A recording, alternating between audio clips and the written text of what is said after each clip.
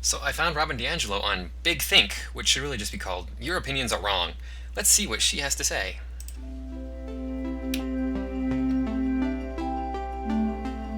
Sometimes in our enthusiasm, those of us who are white, when we first learn about this, we want to rush over to people of color and have them teach us about racism.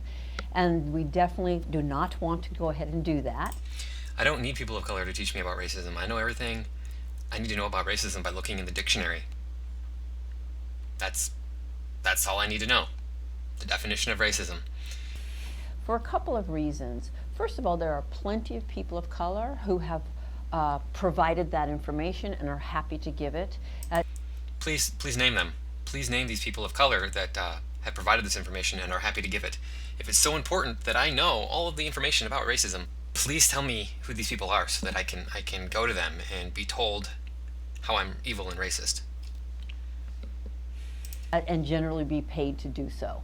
They write books, they give talks, they have videos. Yeah, I'm not going to waste my time with any of that stuff because it's going to be filled with garbage that I don't need to hear. Like, oh, all white people are demons. Because I believe that white people are born into not being human. Like that actually, instead of people of color and black folks being dehumanized, that actually everyone is dehumanized off rip within white supremacy, that y'all are born into a life to not be human, and that's what y'all are taught to do, to be demons. So in this particular way, white people are all racist. So I just want y'all to know that up front. But just to go up to anybody and ask that is a fairly invasive and threatening question. You're asking them.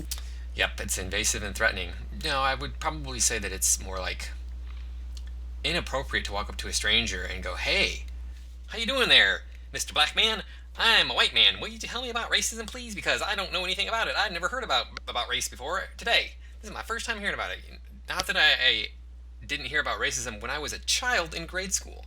Not that I didn't experience racism when I was a child in grade school, and all the way up through my entire life, lived in cities that were primarily made up of people of different races than me.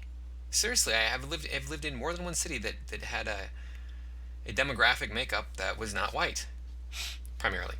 To risk something very vulnerable when there's no mutuality and no trust built. You're asking them to kind of open their chest and share something that's very sensitive, and their experience most likely has been that if you don't like what you hear, you're going to invalidate it. No, it has nothing to do with whether or not I like what I hear. It has to do with whether or not what I hear is true. And typically, what I do when I'm asking questions is I listen to the answer. I allow people to speak. That way I know where they're coming from and I can use whatever they say in a constructive way. It's not for people of color to carry that burden. It's for those of us who are white to be talking to each other and to also seek out the information that people of color have volunteered to give us. I often. Really, what information is that? All white people are racist. No, you're always going to be racist, actually. White people are born into not being human, that actually everyone is dehumanized off rip within white supremacy, that y'all are born into a life to not be human, and that's what y'all are taught to do, to be demons. White people are all racist. So I just want y'all to know that. Use the analogy. Imagine I'm in the workplace, I have a coworker, it's a man. You know, he's friendly to me and everything. We've never gone to lunch or anything. We say good morning. And one day he just walks up to me and says, I heard all about the Me Too movement. Have you ever been sexually harassed at work? Or have you ever been raped? Okay, rule number one, don't speak to your female coworkers. It's just a really good rule to follow. Avoid your female coworkers at all costs. I cannot tell you how many times a female coworker has gotten me fired. I'm not joking.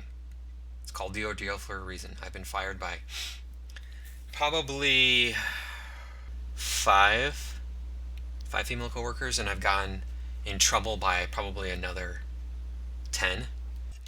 And it was always over nothing. It was just something that's a non-incident.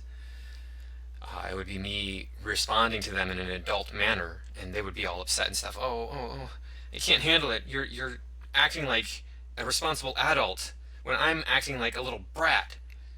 And so then I get in trouble for it. So yeah, just avoid them. I'm hoping that you would know that that is an incredibly threatening and vulnerable question to be asked by a man that I don't know that well.